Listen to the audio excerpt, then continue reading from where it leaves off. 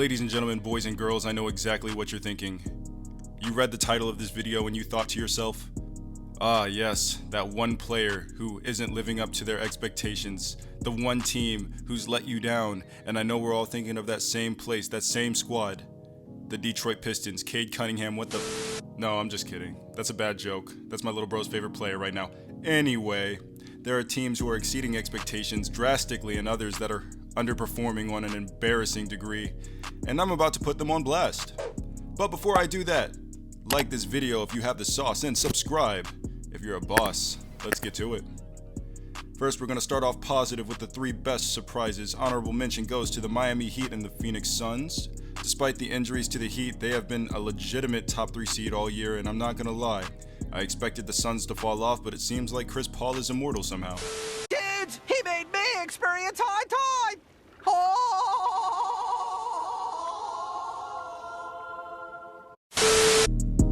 Alright, now the official list. First off, props to the Chicago Bulls. Who knew that adding DeMar DeRozan would suddenly make them into a finals contender?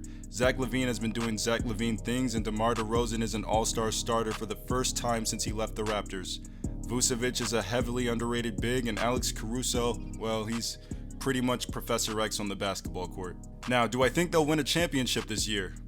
Probably not, but this season has made a lot of Chicagomites very happy. I like their chances of retaining an all-star caliber talent going forward. Zach LaVine probably won't leave because they're doing everything they can to put Zach LaVine in a situation where he can actually compete for a championship.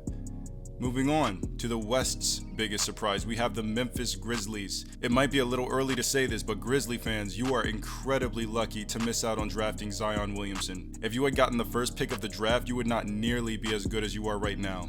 Ja Morant is something special. It's almost like he took grit and grind and supercharged it.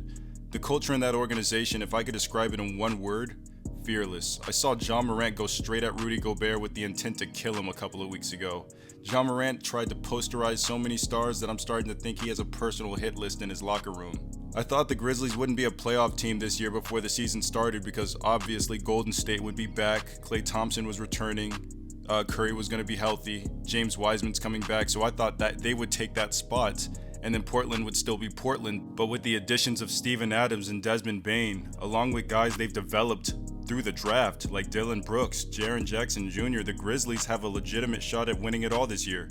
Moving on to the most disappointing teams this season, and an obvious choice would be the Lakers, but we get it. Russell Westbrook makes bad decisions and goes only 100 miles per hour. LeBron James is aging. Anthony Davis is injury prone. That stuff is obvious, which is why they're my honorable mention, and it's boring to talk about it at this point. It's like beating a dead horse. Them and the Pelicans. When I heard that Zion Williamson might be over 325 pounds at the moment, I actually shed a tear.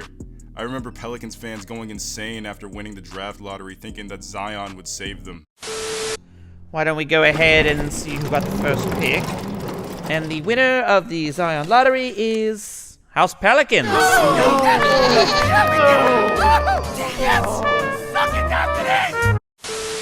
But Zion's probably going to be a New York Knick in a couple of years, so stay strong, Pelicans fans. I don't know what to tell you. You guys have a hard future ahead of you. Now, my first choice of the most disappointing team for this video is going to be the New York Knicks. My boy Mike Metropolis is going to hate me for this pick, but we had sky-high expectations after Julius Randle and RJ Barrett had a magical run in the playoffs last year. Now, here's the thing. No one expected them to play as well as they did last year, but it seems like New York used up all their magic. Now, RJ Barrett is shooting well, but he hasn't made the massive leap that his peers around him have made, and Julius Randle is playing the worst basketball in his career since he's arrived in New York. He recently thumbs down the fans after booing them at a home game. But I get it, Julius. New York is a tough place to play for. It's definitely getting to them. On the bright side, they're just one game out of the play-in tournament, so there's still hope, New York Knicks fans. Lastly on my list, we have the Portland Trailblazers. I think I finally understand why Damian Lillard doesn't want to leave Portland. He doesn't want the treatment that Russell Westbrook is getting now that Russell Westbrook is in a high-profile NBA city. I also think it's due to a sense of loyalty, but damn man, you're 31 years old. You're not getting any younger. I don't understand why players don't do exactly what LeBron did. Chase a ring for 4 years and then come back to their home team. You may have forgotten, but Damian Lillard played way below his standards before he went out. And while Damian Lillard was playing the worst basketball of his career, CJ McCollum was taken out with a collapsed lung. The only bright point for this season has been Anfernee Simons balling out, and the fact that you might have a shot at winning the draft lottery this year. But I know this for a fact. Even though you might not win the draft lottery, I know this for a fact. This has been another spectacular waste of Damian Lillard's prime. The Western Conference may not be the better conference, but it still has 4 of the 5 best teams in the league.